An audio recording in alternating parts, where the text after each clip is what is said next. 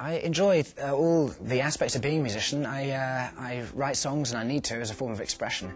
And then it's really great to go and record those songs, because that way, you're capturing it and documenting it for the first time.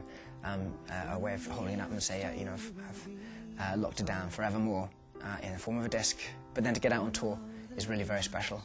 To play with a band live every night, to have fun on that stage and have an audience there who've come for that kind of social interaction and that connection musically is great fun, and it's probably the best invention in the world. Deserved fame, and it all comes round once in a lifetime, like it all. If singles didn't have to be 3 inch 30 a year, then sure, I would have written the next Bohemian Rhapsody or Stairway to Heaven.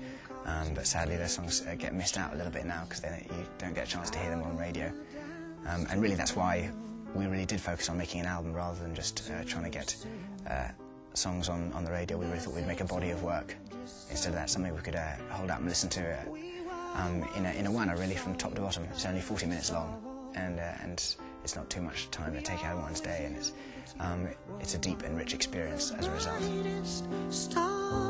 My first album was a kind of innocent and sometimes naive album, but for me that was its charm in many ways, and it was the first outing of capturing some songs, and it was a learning process and took me on an amazing journey. This next album, All the Lost Souls, has been a real development. To have a band in the studio who I've toured with, to develop as a songwriter with a sense of confidence with that, and also just the fun that we had making it. And so from there, the kind of doors are open. What the third album brings, I'm not sure, but I'm looking forward to the concept album shortly.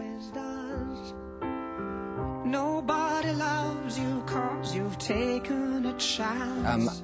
The strangest gig, I don't know. I've played a few around the world. I guess one of the more interesting moments was in Chicago when through one song I tried to leap off the stage into the audience, and maybe grab them, say hello, hug them, and the security guard thought I was a weirdo and rugby tackled me to the ground, pinned me down, wouldn't let me go.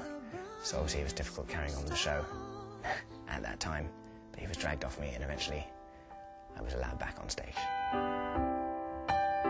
The strangest fan experience, my mother's been stalking me for quite some time now, but security now know who she is and recognise her, and we've had her removed. They'll say, told you so.